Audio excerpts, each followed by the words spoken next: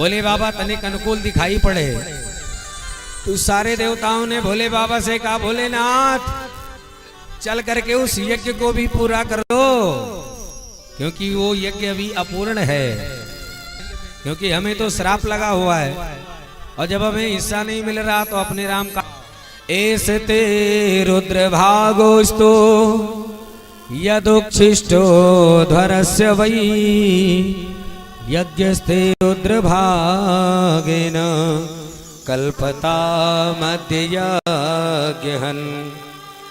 हे यज्ञहंता भोलेनाथ, आज से जो अवशिष्ट सामग्री बचेगी, जो बच जाए सब आपका।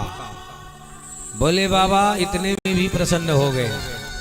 भोले बाबा ने कहा, जोई राम सोई राम, कोई बात नहीं, इतने में हमारा निर्वाह हो जाएगा। भोले बाबा अनुकूल दिखाई पड़े, सारे देवता लेकर के भोले बाबा को पहुंच गए कनखल में, हरिद्वार, जहां पर यज्ञ हो रहा था। लाओ भाई यजमान बुलाओ, यज्ञ शुरू कराओ। तो जब यजमान का नंबर आया तो यजमान का धड़ तो पड़ा है लेकिन सर स्वाहा हो गया। भोले बाबा ने कहा, जाओ जाके बकरे का सर ला करके इनमें जोड़ दो। तो बकरे का सर लाए, प्रजापति दक्ष के धड़ में सर को जोड़ दिए और भोले बाबा के आशीर्वाद से जब प्रजापति दक्ष पुनर्जीवित हुए,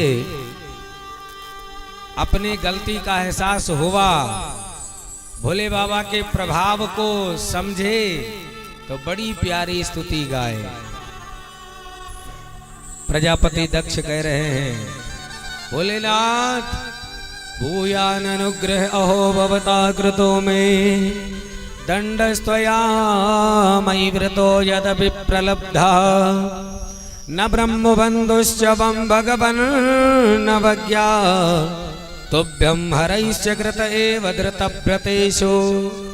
प्रजापति बड़ी सुंदर भाषा में बोल रहे, ध्यान से समझना भैया, बोलो राधे राधे।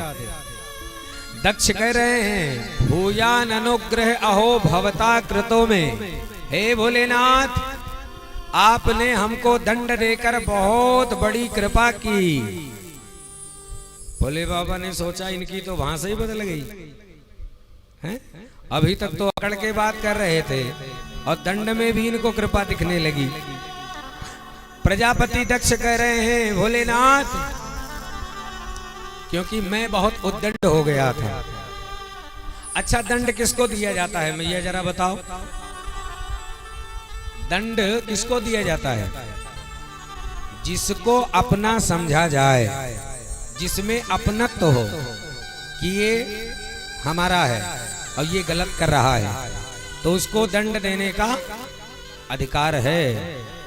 लेकिन जिसमें अपनत्व नहीं है, जैसे उदाहरण से समझो, चार बच्चे साथ में खेल रहे हो और खेलते खेलते झगड़ा करने लगे, तो उनमें अगर अपना बच्चा दिखा तो चपत लगा के लेके चले जाएंगे, लेकिन अगर अपना नहीं दिखा तब बोले कोई बात नहीं, लड़ने दो बच्चे हैं।